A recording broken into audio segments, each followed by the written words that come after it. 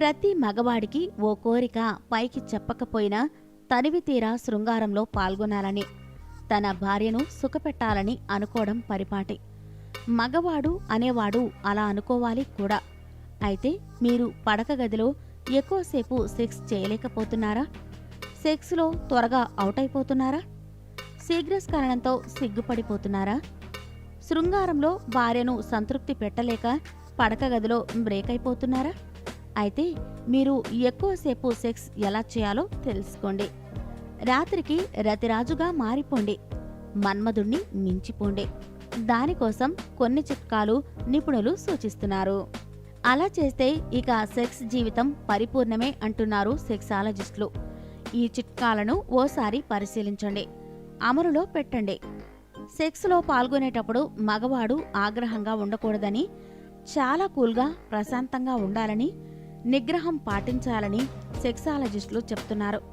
శృంగార సామ్రాజ్యపు అంచులను తాకాలంటే, కామకేళిలోని లోతులకు వెళ్లాలంటే నిగ్రహం ముఖ్యమని సూచిస్తున్నారు. మహిళను చూడగానే ఓ ఆవేశపడిపోయి వెంటనే మీద పడకూడదు, అంటే ఆత్రంగా ఉండకూడదు. ఆడవాళ్లకు ఎలాగూ త్వరగా భావప్రాప్తి జరగదు కాబట్టి మగవాళ్లు ముందుగా నిగ్రహంగా ఉంటూనే పోర్ప్లే ప్రారంభించాలి.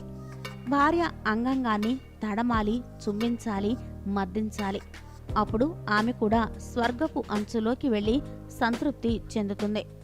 ఆ తర్వాత ఒక్కో మెట్టు ఎక్కినట్టుగా శృంగారంలోకి జారుకోవాలి. ఇద్దరూ సమన్వయంతో ఒక్కో స్టెప్ ముందుకెళ్ళాలి.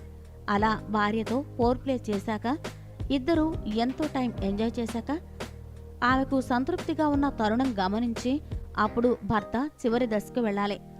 అయితే సంభోగం తర్వాత కూడా శృంగారాన్ని కంటిన్యూ చేయాలి. సంభోగం తర్వాత కూడా శృంగారాన్ని చేస్తే మహిళలు బాగా ఇష్టపడతారు. సంభోగం తర్వాత మగవాడు ఆడదాని శరీరం నిమురుతూ ప్రేమగా కొన్ని కబుర్లు చెప్పాలి. అప్పుడు ఇద్దరికి సంతృప్తి పూర్తి స్థాయిలో మిగులుతుంది. ఈ వీడియో కనుక మీకు నచ్చినట్టయితే లైక్ చేయండి, షేర్ చేయండి. మరిన్ని లేటెస్ట్ అప్డేట్స్ కోసం మా ఛానల్ని సబ్స్క్రైబ్ చేయండి.